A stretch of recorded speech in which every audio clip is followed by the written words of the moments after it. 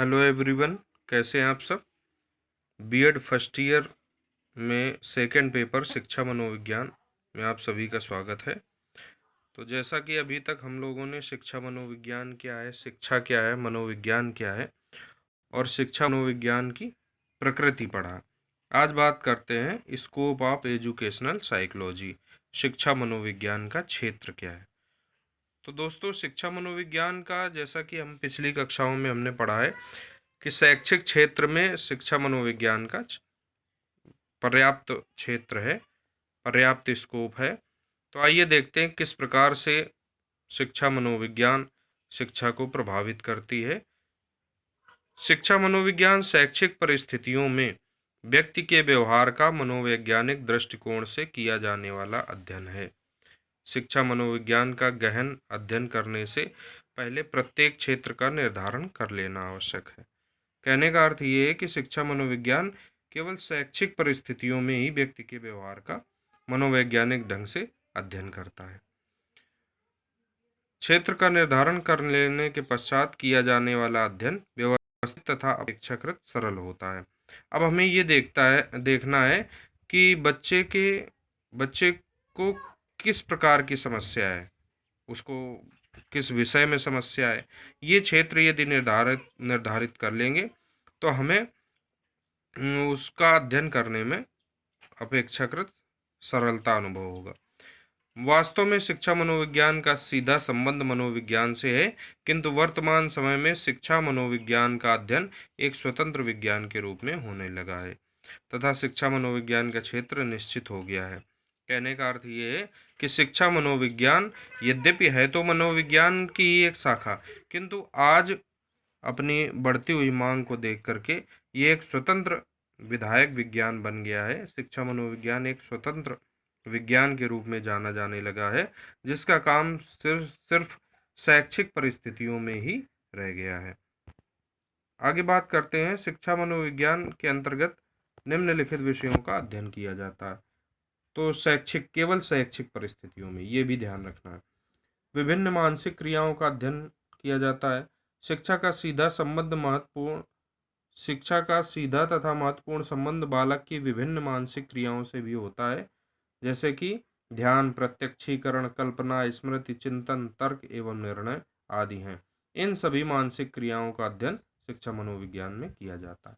कहने का अर्थ यह है कि बालक को यदि किसी भी प्रकार की शिक्षण में संबंधी है, कोई शिक्षण संबंधी परेशानी है, तो उसकी इन सब चीज़ों का अध्ययन किया जाता है।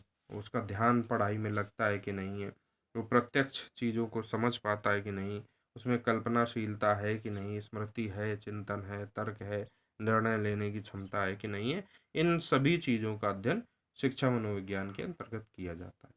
व्यक्तिगत विभिन्नताओं का अध्ययन। प्रत्येक बच्चा दूसरे बच्चों से भिन्न होता है, अतः ये आवश्यक है कि इन्हीं भिन्नताओं के आधार पर शिक्षा मनोविज्ञान उन सभी बच्चों का अलग अलग प्रकार से अध्ययन करता है। सीखने की प्रक्रिया का अध्ययन। मनोविज्ञान ये देखता है कि बच्चे की सीखने की प्रक्रिया किस प्रकार से है, वह ठीक से सीख पा रहा है कि नहीं, सीखने में किस प्रकार की कमियां कर रहा है, या सीखने में उसकी रुचि है कि नहीं है, आदि इन सभी चीज़ों को वो शिक्षा मनोविज्ञान के अंतर्गत देखा जाता है। अगला है विकास के विभिन्न स्तरों तथा पक्षों का अध्ययन। जो चीज़ें मैं छोड़ रहा हूँ वो इतनी महत्वपूर्ण नहीं है, मैं समझाने के बेस से आप लोगों को बता रहा हूँ। इसके अलावा ये पीडीएफ है, इसको आप पढ़ के नोट्स भी बना सकते हैं। विकास के विभिन्न स्तरों तथा पक्षों का अध्ययन।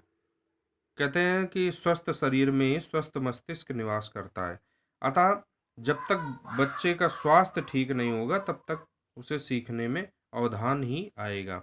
अतः ये सबसे जरूरी हो जाता है कि शिक्षा मनोविज्ञान बच्चे के शारीरिक विकास को भी ढंग से देखे। तो मानव जीवन विकास की विभिन्न अवस्थाओं से होकर चलता है। विकास के विभिन्न स्तरों पर व्यक्ति की व्यक्तित्व संबंधी विशेषताएं, आवश्यकताएं तथा समस्याएं भिन्न भिन्न होती हैं। भिन्न भिन्न अवस्थाओं में भिन्न भिन्न प्रकार की शिक्षा प्रदान की जाती है। इसलिए शिक्षा मनोविज्ञान मानव विकास की इन भिन्न भिन्न अवस्थाओं का व्यवस्थित अध्ययन करता है।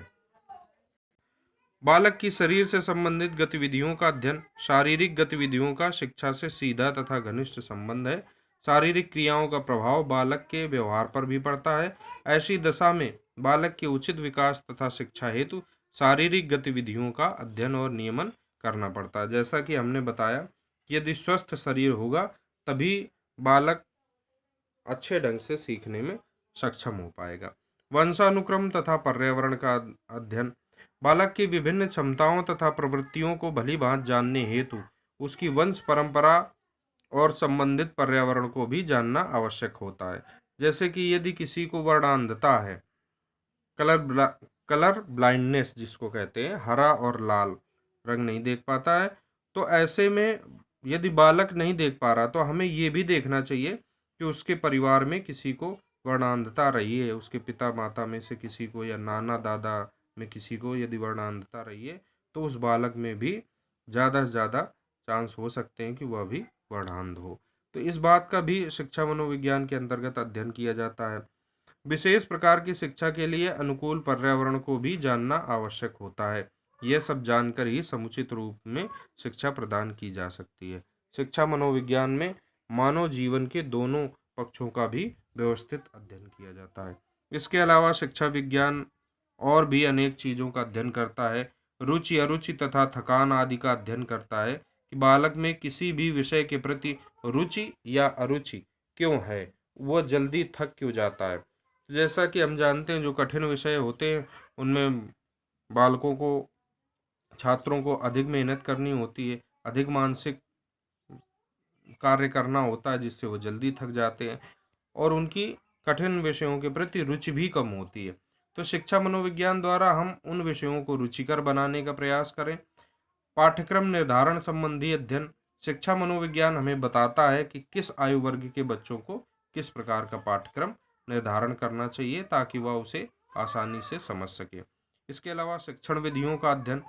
हमारे द्वारा प्रयोग की जा रही शिक्षण विधियों के द्वारा बालकों में अधिगम का स्तर क्या है, यह शिक्षा मनोविज्ञान के अंतर्गत ही सीखा जाता है, अंतर्गत ही जाना जाता है।